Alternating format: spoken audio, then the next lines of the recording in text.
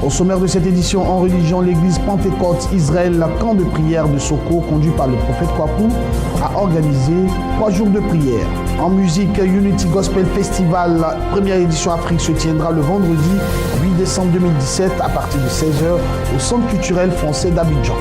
L'actualité africaine au Zimbabwe, Emerson Mnangagwa investi président du Zimbabwe. L'actualité internationale, une explosion à l'origine de la disparition du sous-marin argentin. Mesdames et messieurs, très heureux de vous retrouver pour ce journal sur The Blessing Channel que nous ouvrons par la religion en Côte d'Ivoire. L'église Pentecôte Israël, camp de prière de Soko, conduit par le prophète Kwaku Kwame, dit Simon-Pierre, a organisé 3 jours de prière et de délivrance à Toro-Sangueyi. Reportage signé Anissé Kouadio. Dans le souci de ramener des brebis égarées au Seigneur, l'église Pentecôte Israël de Côte d'Ivoire, le camp de prière de Soko, créé par le prophète Kwaku Kwame Kouloupia dit Simon-Pierre, a organisé 3 jours intenses de prière dans le village de Toro-Sangueyi, situé à 55 km de Bondoukou. Durant ces 3 jours, ce fut des instants intenses de prophétie, d'enseignement, de délivrance et de prière. Le Seigneur s'est glorifié à travers la louange et l'adoration.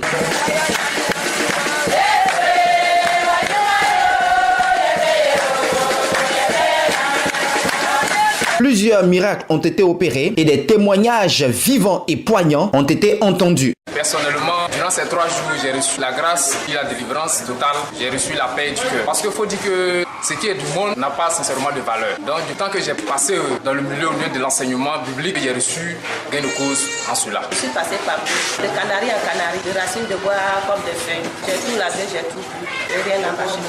J'ai entendu parler de Soko Israël, puisque ma maladie n'a pas de nom. Donc, dès que je suis arrivé à destination, après j'ai commencé à prendre conscience et j'ai commencé à prier. L'homme de Dieu me soutenait dans la prière, m'a donné la libération totale. Le fondateur de l'église Pentecôte Israël de Côte d'Ivoire, camp de prière de Soko, le prophète Kwaku Kwame Kouloupia dit Simon-Pierre, a donné les raisons qui justifient la présence du peuple de Dieu à Toro-Sangueyi.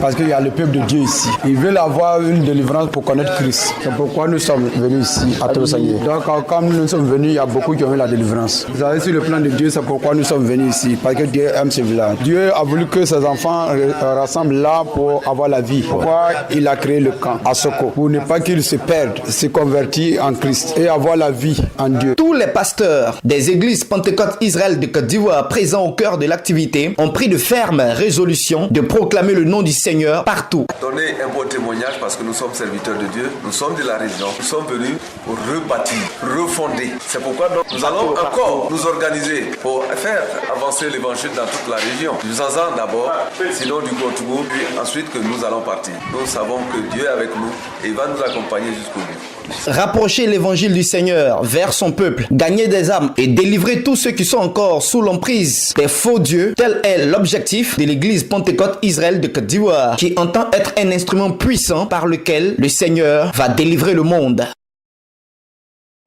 Initié par l'ONG chrétienne Excellencia, la 3e édition du programme Dieu veut faire 2017 s'est déroulée le mercredi 15 novembre 2017 au théâtre de la Cité dans la commune de Cocody dans le district d'Abidjan. J'ai vu Dieu face à face et mon âme a été sauvée. Tel était le thème de Dieu va faire 2017, 3e édition, qui a eu pour orateur les révérends Jean-Baptiste Nelbien et Jean-Marie Tiako. Reportage.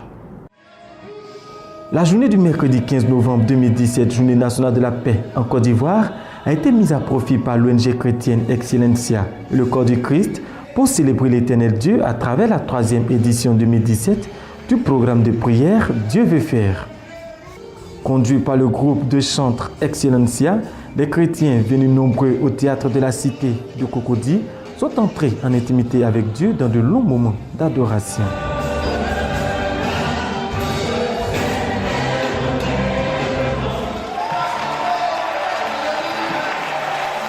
Placé sous un thème évocateur intitulé « J'ai vu Dieu face à face et mon âme a été sauvée », le programme Dieu veut faire 2017 3e édition a été un moment de prières intenses, mais aussi des moments d'enseignement avec les révérends Jean-Baptiste Nelbien et Jean-Marie Tiako.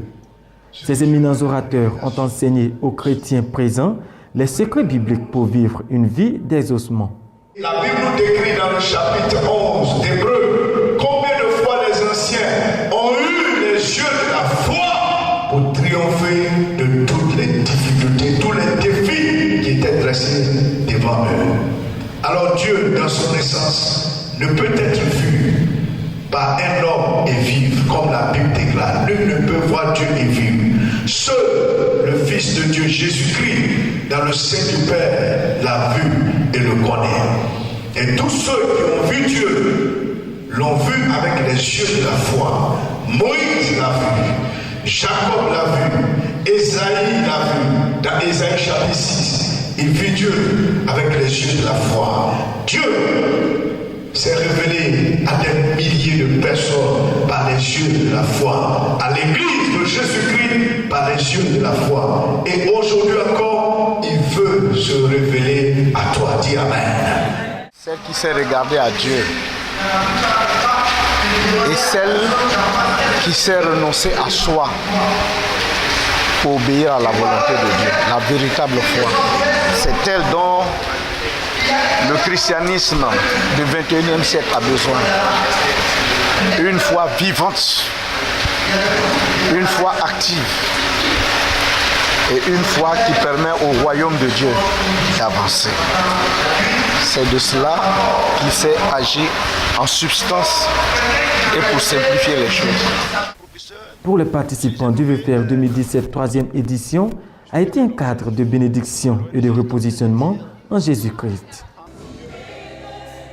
C'est sûr, à du VFR 2017 3e édition, chaque chrétien présent a pu voir Dieu face à face dans une atmosphère surnaturelle marquée par le Saint-Esprit.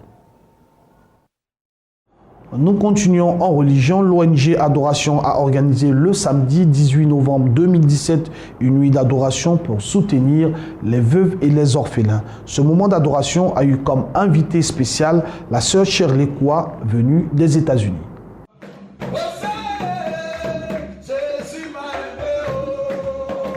C'est à l'hôtel Belle-Côte de la Riviera Palmeraie à Abidjan qu'a eu lieu la cérémonie d'adoration organisée par l'ONG Adoration. Dès l'entame de cette cérémonie, c'est le groupe MBN Chantre Zouglou qui a donné les couleurs de la soirée à travers des cantiques de louanges.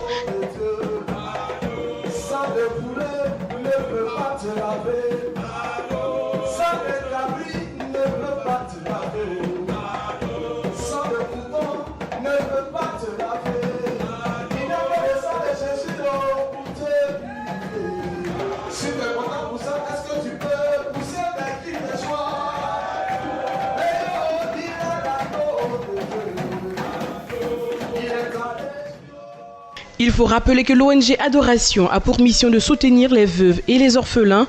Le but, c'est d'emmener les orphelins et les veuves à se reconstruire spirituellement, socialement et économiquement dans la société.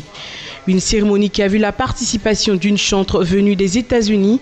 Il s'agit de la chantre Charles Kwa. Elle a plongé le peuple de Dieu dans un moment intense d'adoration, suivi de la dédicace de son album.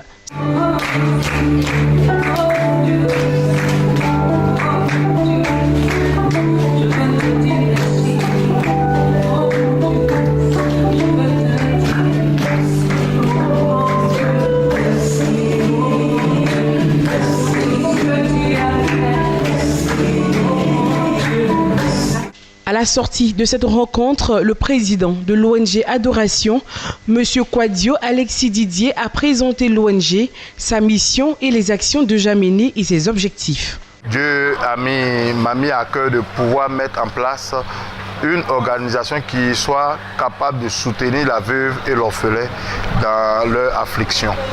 Et voilà pourquoi aujourd'hui je suis président de l'ONG Adoration, qui est une ONG qui œuvre à soutenir la veuve et l'orphelin, à leur permettre de pouvoir retrouver le chemin de l'Éternel afin que sa grâce et sa gloire puissent illuminer eux aussi leur vie. La semaine de vie 2017 organisée par la Fondation Cœur et Cœur de la chantre Marietta Kassi s'est tenue du 25 octobre au 1er novembre 2017. Ce cadre de promotion de la vie et aussi de la solidarité a été meublé par des actions sociales, des enseignements et un concert dénommé Concert de la vie. Reportage.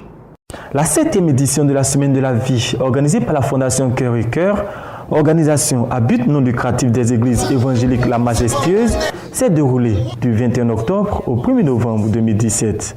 Comme lors des éditions précédentes, la Semaine de la Vie 2017 a enregistré une remise de kits scolaires. Un geste d'amour qui a soulagé plus d'une centaine de jeunes du quartier Jérusalem d'Abidjan-Palmeraie. Au volet médical, une journée de consultation dentaire gratuite et une remise de kits de naissance à plusieurs mères de la maternité de Palmeraie ont été organisées. Avec pour objectif de favoriser l'insertion socio-économique des personnes défavorisées, de promouvoir la solidarité, la Fondation Cœur et Cœur permet depuis sa création de soutenir plusieurs centaines de familles à travers des actions sociales. Pour sa présidente, la chantre Marietta Kassi, l'Église doit être porteuse d'espoir pour un monde meilleur. Nous savons que la connaissance est la vie. La Bible nous enseigne que le peuple périt par manque de connaissance. Donc si nous n'avons pas un minimum, si nous n'avons pas la base, nous sommes déjà fermés à une part de la vie qui est cachée dans la connaissance. Donc en offrant cette kit à ces enfants, nous leur permettons de poursuivre les études en toute quiétude et nous apportons aussi un certain soulagement à leur famille. Au-delà du caractère social, la Semaine de la Vie est aussi un programme d'enseignement spirituel.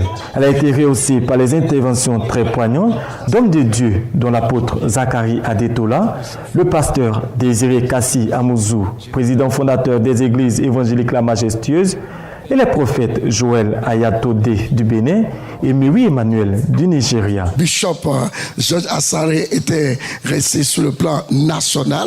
Hier, Papa Zacharie est resté sur le plan international. Moi, je vais aller sur le plan local. Amen. Et je continue toujours à parler sur le leadership. Je suis très bref et vous allez comprendre beaucoup de choses. Quand nous parlons de leadership, le leadership s'établit toujours avec minimum 2 personnes. Minimum toujours 2 personnes. Et Dieu, quand Dieu a créé, Dieu avait besoin d'exprimer son leadership, alors il a créé Adam. Amen. Cette semaine de la vie a été couronnée, comme à l'accoutumée, par un concert géant de célébration de la vie et de reconnaissance à Dieu, avec la participation de chantres de renom, Marietta Kassi, David Nestor. Parlons à présent de musique avec la première édition Afrique de Unity Gospel Festival qui se tiendra le vendredi 8 décembre 2017 au Centre culturel français d'Abidjan avec 7 groupes en compétition. Nous vous présentons ici quelques groupes.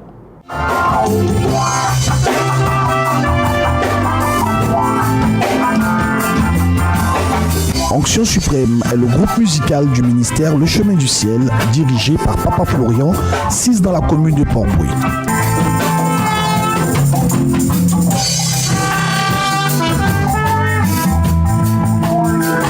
Onction Suprême fait partie des groupes musicaux en compétition pour Unity Gospel Festival, première édition Afrique. Unity Gospel Festival, première édition Afrique se tiendra le vendredi 8 décembre 2017 au Centre culturel français d'Abidjan à partir de 16h.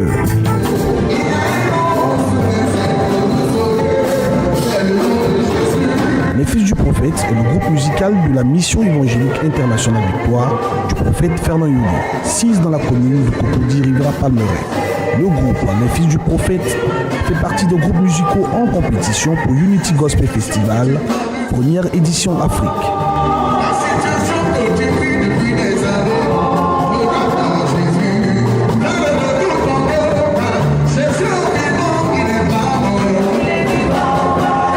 Unity Gospel Festival, première édition Afrique, se tiendra le vendredi 8 décembre 2017 au Centre culturel français d'Abidjan à partir de 16h.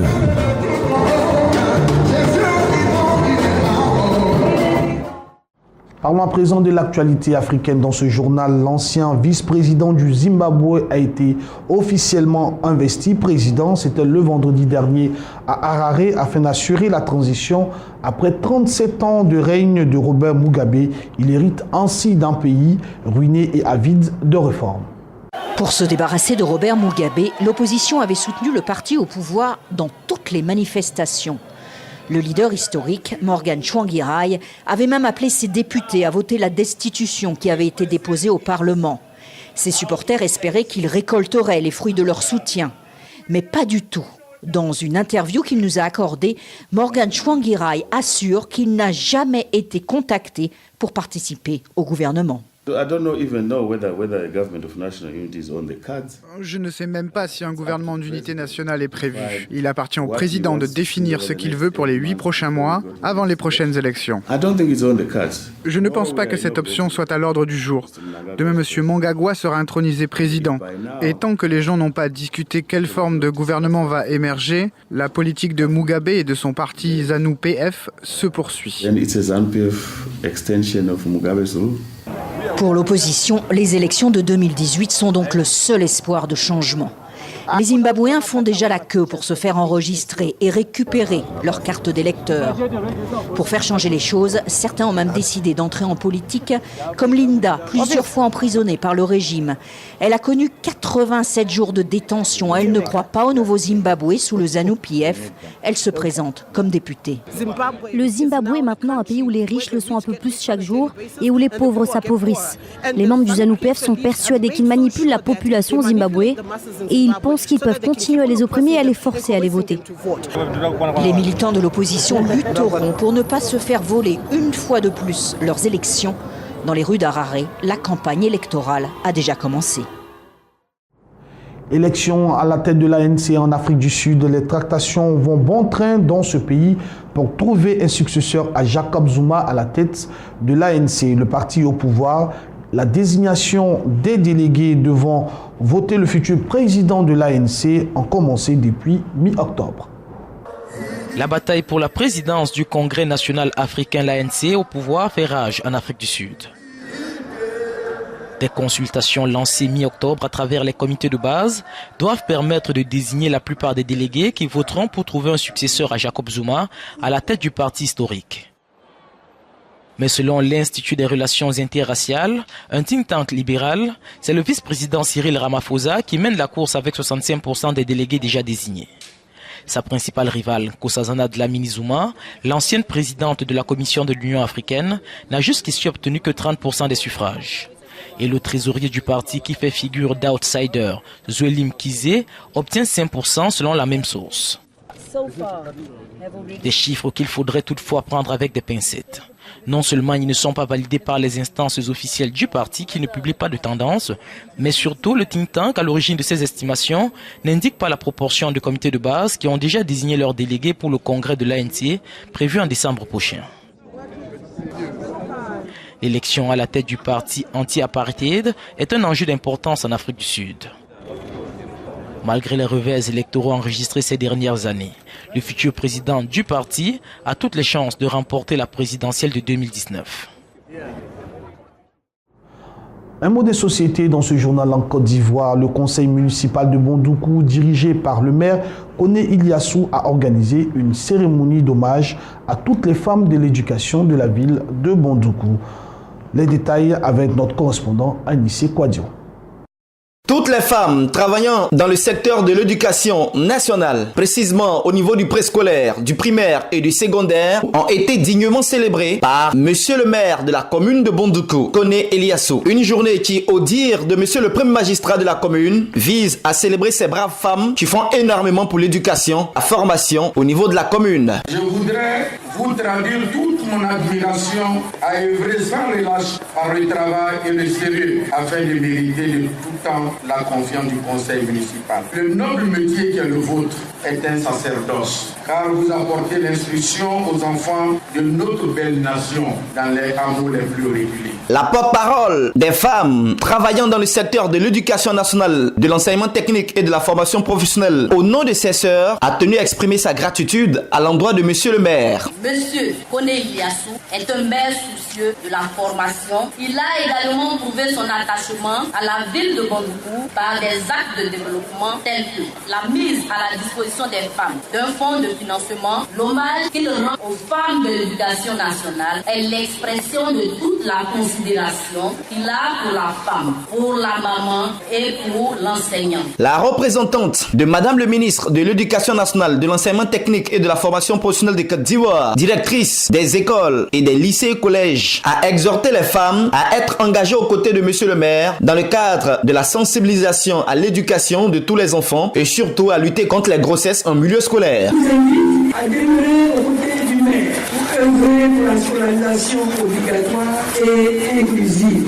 Il faut aider Monsieur le maire à sensibiliser la population pour que cette scolarisation mette tous les enfants, et surtout la jeune fille à l'école. Je vous recommande surtout de veiller sur la politique de zéro grossesse en milieu scolaire. Un somptueux dîner a été offert à toutes les participantes et à l'ensemble des personnalités par Monsieur le maire et son conseil municipal. Et la cerise sur le gâteau, c'est la prestation très colorée et remarquée de l'artiste chantre de l'Éternel, Nestor David, qui a égrené des titres cultes de son répertoire qui n'ont laissé personne indifférent.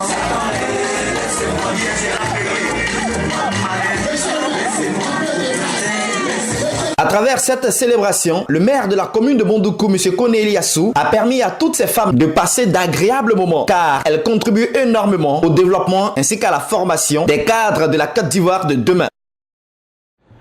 Place à l'actualité internationale, une explosion à l'origine de la disparition du sous-marin argentin comme annoncé dans les titres. Ce rapport officiel de la marine argentine reprend la thèse d'une explosion qui serait à l'origine de la disparition du Swan Juan, le sous-marin argentin disparu depuis le 15 novembre 2017 avec 44 personnes à son bord. Les circonstances précises doivent être confirmées, mais c'est bien la piste d'une explosion que privilégient les autorités argentines. Elle aurait été provoquée par une avarie dans le circuit électrique. Un problème qu'avait notifié le commandant de bord sans pourtant déclencher une procédure d'urgence. Pour la marine argentine, pas question de tirer de conclusions hâtives. Tant que nous n'aurons pas trouvé le sous-marin, nous ne pouvons rien conclure. Nous n'écartons aucune piste. Nous continuons nos recherches à la fois dans les mers et dans les airs. Ces conclusions proviennent d'un laboratoire qui a décelé un signal typique d'une explosion sous-marine. Après cette annonce, il n'y a presque plus d'espoir de retrouver les 44 marins vivants. Les autorités ne disent pas la vérité aux familles parce qu'elles continuent d'entretenir un peu d'espoir. Maintenant, ils doivent retrouver les corps, mais ils ne le disent pas. Et ça, c'est insupportable. Mon ami adorait son métier, il le connaissait sur le bout des doigts, il était professionnel. Il a passé beaucoup de temps dans ce sous-marin à en prendre soin. Et savoir que c'était son dernier voyage, c'est très difficile pour moi. Des navires et des avions étrangers sont toujours mobilisés pour localiser le sous-marin dans l'Atlantique Sud. Avant de disparaître, sa dernière position se situait à environ 400 km des côtes argentines. Parlons à présent d'économie dans ce journal. Le prix du Brexit se fait sentir en Grande-Bretagne. L'économie britannique enregistre une légère croissance passant de 0,3 à 0,4% entre le deuxième et le troisième trimestre de cette année. De l'autre côté, l'inflation a atteint en octobre dernier les 3%, soit son plus haut niveau depuis maintenant 5 ans. La croissance de l'économie britannique est passée de 0,3 à 0,4% entre le deuxième et le troisième trimestre de cette année. Cette croissance morose est confirmée par l'Office national des statistiques au moment où l'inflation a atteint en octobre les 3%, soit son plus haut niveau depuis 5 ans. L'économie britannique dépend pour une large part de la consommation des ménages qui, selon les experts, paient déjà le prix du Brexit.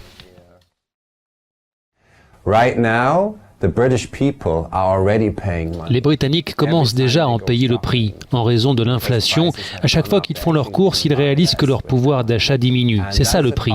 C'est un coût distribué de manière uniforme. Ça touche tout le monde et dans tout le pays. Et la somme totale est très élevée, ce qui fait que les Britanniques sont déjà en train de payer le Brexit, même si le Brexit n'a pas encore eu lieu. L'Institut public chargé des prévisions au Royaume-Uni table pour les 4 prochaines années sur une croissance limitée entre 1,3 et 1,4%, alors que les économies du continent européen sont portées par une conjoncture favorable. Nous terminons ce journal en parlant de tourisme en France. Après une année morose, le tourisme français est reparti à la hausse en 2017. La fréquentation estivale s'est nettement améliorée et de fortes hausses ont été constatées dans des zones urbaines.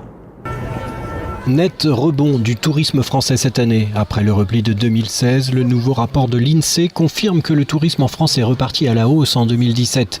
La fréquentation estivale s'est nettement améliorée et de fortes hausses ont été constatées dans les zones urbaines, en particulier en Île-de-France qui avait beaucoup souffert des conséquences des attentats de novembre 2015.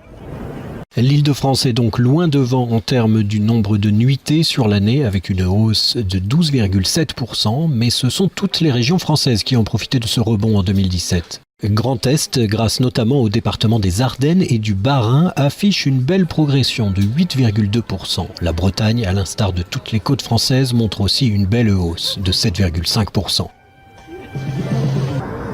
Globalement, la fréquentation estivale des hébergements collectifs touristiques a augmenté de 6,1% en 2017, après une baisse de 2,9% en 2016. Mesdames et messieurs, c'est ici que prend fin ce journal. Merci de l'avoir suivi. Bonne suite de programmes sur le Blessing Channel. Dieu vous bénisse. À bientôt.